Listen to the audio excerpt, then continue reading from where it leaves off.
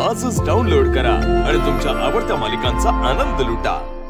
असा भगवंत आहे की खऱ्या अर्थानं तो रोहिदासा संघ आला तर त्याच्या बरोबर चामडी रंगवायला लागला आणि तो कबीरा बरोबर आला।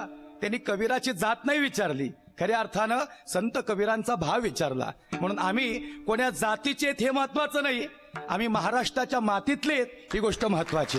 आणि एवढंच नाही तर खऱ्या अर्थानं आम्ही काय म्हणून जन्माला आले हे महत्वाचं नाही, पण आम्ही मरताना सगळे पंढरीचे वारकरी म्हणून मरणार आहे आणि हे मरण आम्हाला जिवंत ठेवणार, कारण आम्ही महाराष्ट्राच्या मातीत जन्माला आलोय, आम्ही कोण्या जाती जन्माला आलोय हे भगवंत कधीच पाहत नाही। महाराज सांगतात हे 18 पगड जातीचे मावळे म्हणजे हे आमच्या स्वराज्याला बळकटी देणारे आणि हे स्वराज्य नसून हे स्वराज्य निर्माण करणारे मावळे।